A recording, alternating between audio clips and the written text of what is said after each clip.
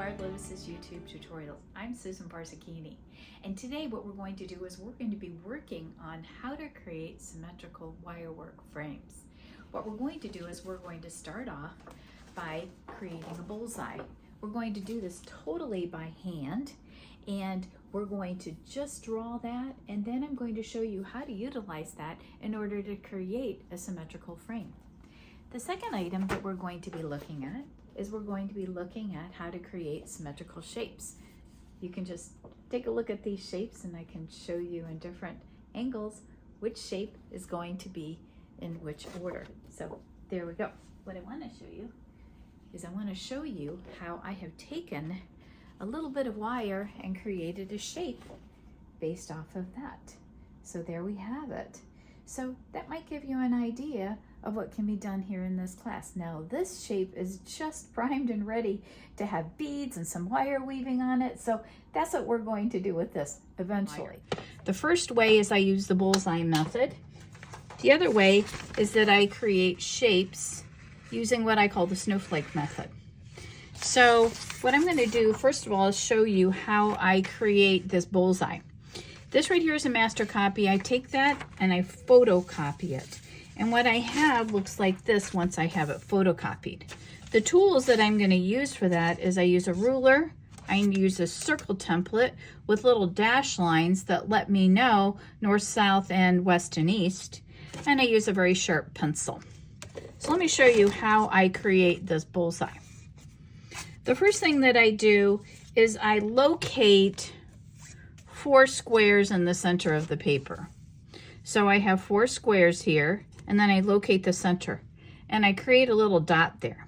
Then I use my ruler right along one of these lines that pierces that center, and I draw a line north and south. Then I draw a line going east and west. Again, all of these lines have to intersect that center of that paper. Then what I'm going to do is I'm going to create 2 more lines. Those lines again will intersect the center, and they will go right through each one of these squares on the diagonal here and then on the diagonal here. So there we have the beginnings of our linear lines.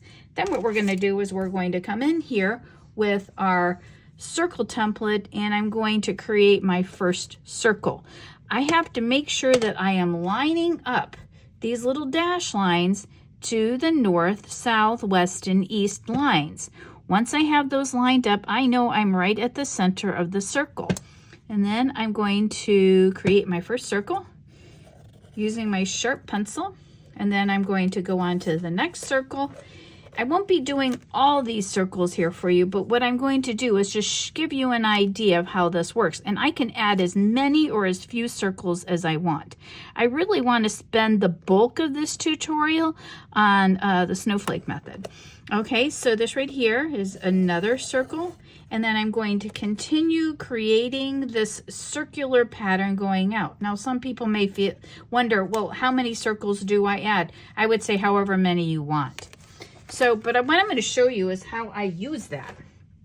What I do is I take that and I just create, let's just create like a little shape like this. Now with this, what I did is I just took a look here at the, right here, and I just created maybe a little dot here, and I knew I wanted to go on either side here of the lines. So what I do is I count the concentric circles. 1, 2, 3, 4. Okay, I create a little dot there. I go out from here. 1, 2, 3, 4, 5. 1, 2, 3, 4, 5. I'm sorry, 5. And then I come out 5 here. And then I draw a dot there. I draw a dot there. And then I can go ahead and just create a line there. And then I can use the circle here as part of that shape. So that's how I come up with this symmetrical shape here. Now, this method is nice, and a lot of people use this. However, what I'm going to do is I'm going to show you how I use my other method. The other method is what I call a snowflake method. And the reason why I call it that is because you're taking paper and you're folding paper in order to create the symmetry here. And I'm going to demonstrate that in depth how to do that. In order to create this, what I'm going to need is I'm going to need a few tools. The tools that I'm going to need are right here.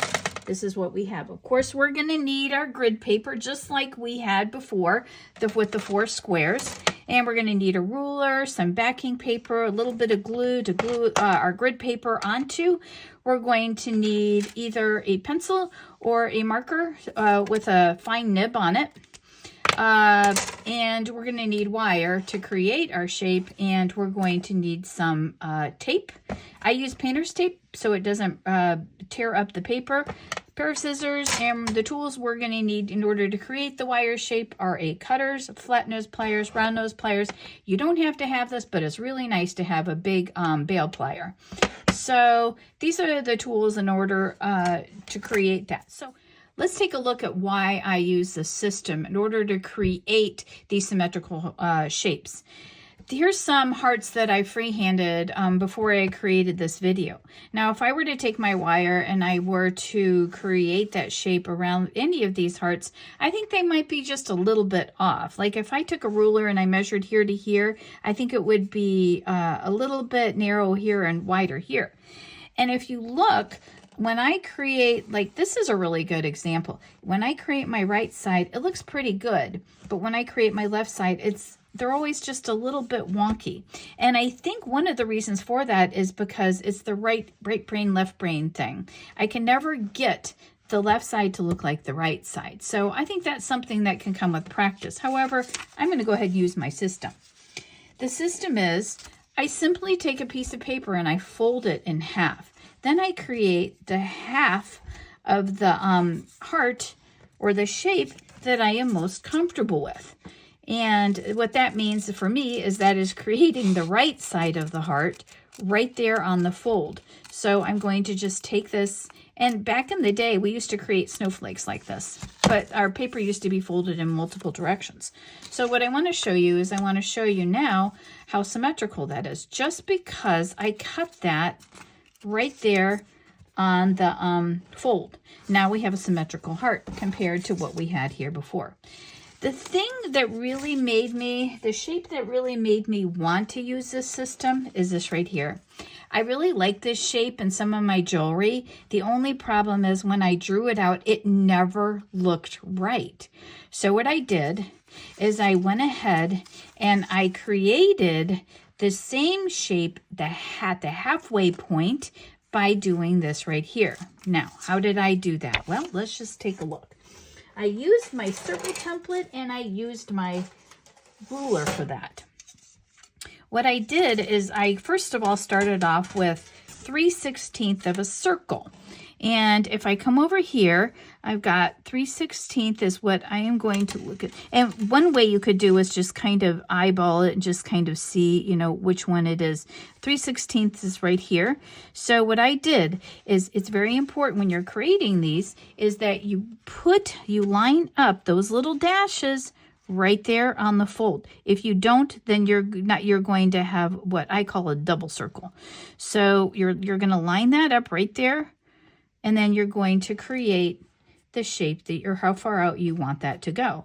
So I'm just going to come out to here, and then I'm going to take a ruler. I'm going to make a line 2 centimeters going this way, and then I'm going to take my 2-inch, which is a much larger circle because I want a more gradual slope. And this one here goes off the page, if you see. So what I'm going to do is I'm going to simply just use the one that's down here, and I'm going to go out and I'm going to meet that line.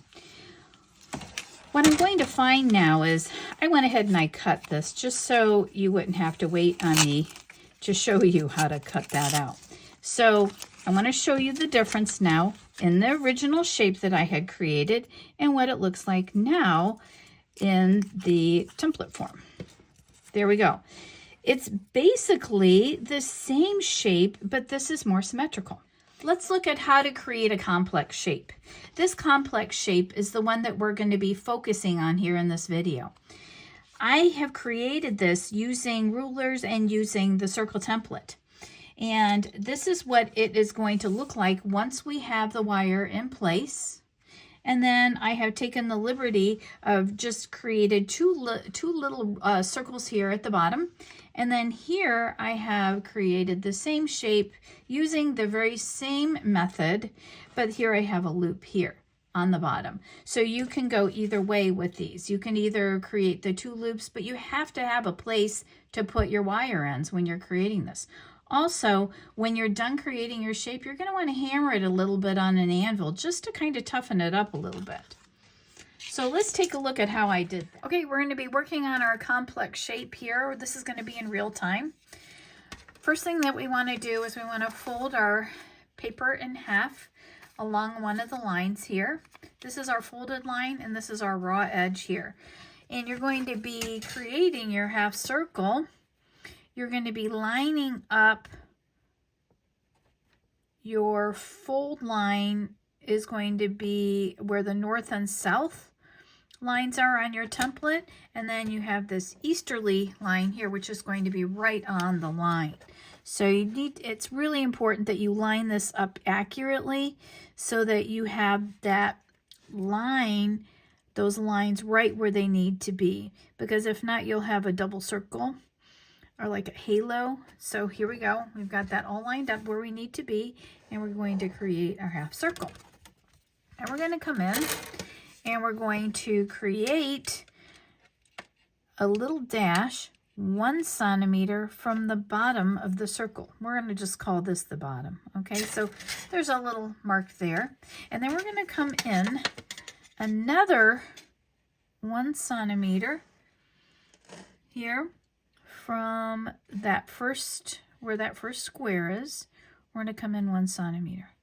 Okay, and I'm going to create another little dash right there. So I've got those 2 little dashes there. The next thing we're going to do is we're going to create a 4 millimeter line where we put that dash right there. We're going to just put our ruler right on there, and we're going to go down. Now what I like to do is I like to make sure that this line here that I'm going to create is parallel to the nearest line. So I'm going to create like a 4 millimeter line. Now what we're going to do is we're going to bring in our 3/4 inch circle, and we're going to connect those 2 dots right where that dash is, the bottom of that 4 millimeter dashes, and where we created that dot there on the side, we're just going to create kind of this circle, this half circle. So what we have there looks like that arabesque shape. I have left a small gap there, but that's good because you want that because your wire is going to be converging there. The other thing we're going to do is we're going to come in at about 10 millimeters or a centimeter from the top, and we're going to create another little dash or another little dot. This is going to just let us know how deep we want that circle on the top. So when I say the circle on the top, I mean this part right here. Okay, so what we're going to do is we're going to bring in our 3/4 inch circle, and we're going to just place one of these here on the line. We need to make sure that that is just right at that halfway point. So that's right on the fold there. And we're just going to take that and we're just going to connect that dot we just made to the top of the circle. So there we have that. Now what we're going to do is we're going to go ahead and we're going to cut out our shape, and I'm going to show you how it looks like this. You're going to really get a feel for the symmetry here. So let's go ahead and let's cut this out.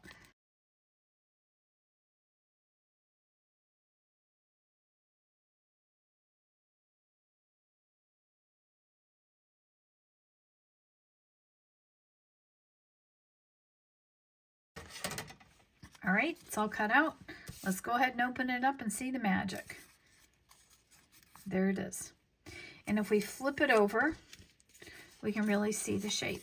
I'm going to put this on a piece of paper. What I like to do is I like to glue this on the back of another piece of paper. It just makes it more sturdy when I'm working my wire. The next thing that we're going to do is we're going to take our wire and we're going to create one of those frames. I'm going to be doing mine in 18 gauge wire. You can do yours in a slightly thicker gauge if you want to, or you can do it in a thinner gauge. But whatever wire you use, make sure that you straighten it to begin with. Just finger straighten, just running it holding it and just running it through your fingers. You're going to approximate the midpoint here, which is, I just take my ends and I just kind of grip them a little bit here. I bring in my template that I have here, and I'm going to start off by using the largest bail portion here of my bail making pliers, and I'm just going to create kind of like this little dip here. That's what we're trying to do to begin with. We just want to just kind of get that going. So I'm going to put that in. I see that that is too large, so we're just going to tighten it up a little bit. Tighten it up, go down to the next size bail here, and we'll see what we get now. Okay, let's see. Now it looks like it's pretty good. So what I'm going to do at this point is I'm going to secure that with a piece of tape. This is that painter's tape that we have. So I'm going to come in, I'm going to place it down like that. And that's going to hold it in place. Now we're going to come in with our chain nose pliers, and we're going to create a bend on either side here. That tape's going to hold it in place a little bit, but it's not going to hold it in place totally while I work that bend. So I'm going to put my finger down here, and I'm going to bend the wire. And I'm going to bend it as best as I can right around that bend. And I'm going to do this on both sides. After I make that bend there, what I'm going to do is I'm going to hold that with my finger. At this point, I'm holding that with my finger, and I'm just going to allow tension to come around here and to just kind of create this kind of a loop here, right here. Okay, that is just a tension loop is all that is, or a tension arc or arch. And then we're going to put another piece of tape down. So let's go ahead, just see if we need to make any adjustments. This right here might need to just come down a little bit more. Yeah, that's pretty good there. Okay, so now we're going to put another piece of tape down. And that will help to secure it. It won't totally secure it. And then I'm going to put my finger here, and I'm going to continue arcing that in. Now I'm going to bring my pliers here right where I have that next bend. I'm going to bring my pliers in, I'm going to hold it there, and I'm going to bend it down. Okay, so that way we have looks like this. Now we're going to take another piece of tape. Sometimes this takes quite a bit of tape, but you want to make sure it's good and secure. Now we're going to bring it around this side. I'm going to hold my pliers in like so, and I'm going to bend it in. This is going to be a pretty strong bend here. Okay, and then what we're going to do is we're going to use our fingers, and we're just going to again create that tension area right in here. And when we get that there, we're going to put another piece of tape.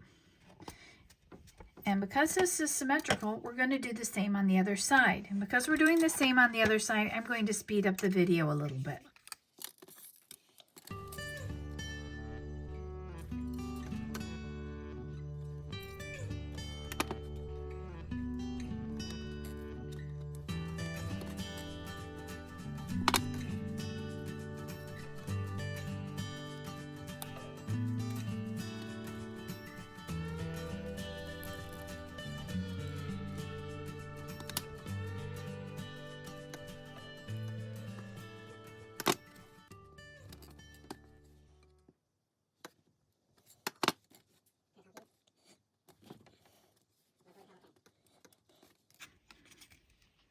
Okay, there we have it.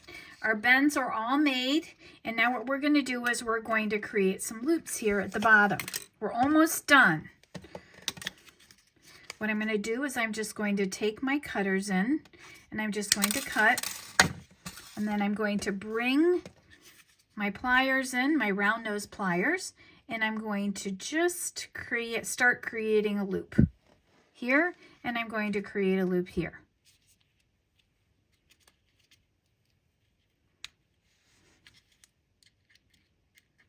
And then we're going to cut just a little bit more off. I like to start creating loops and then go back and finish off the loop because it creates a smoother loop right down at the bottom. So there, that loop is complete. Now we're going to come in here and we're going to create the other side of the loop. Okay, and here we have it. That's our shape, and here's our loops, and now we're ready to use this in a piece. Now what I'm going to do is I'm going to ask if you would be interested in seeing these being turned into a pendant or a pair of earrings. I could bead it, I could wire weave it. If you could just write down in the comments if you would like to see more of this, see this all finished up, that would be great. If you like this style or if you prefer this style, just let me know. We can go either way. So thank you so much for joining me here today, and I hope you found this useful. If you did, please give it a thumbs up and like and follow. I'd love for you to follow me here. Thank you so much.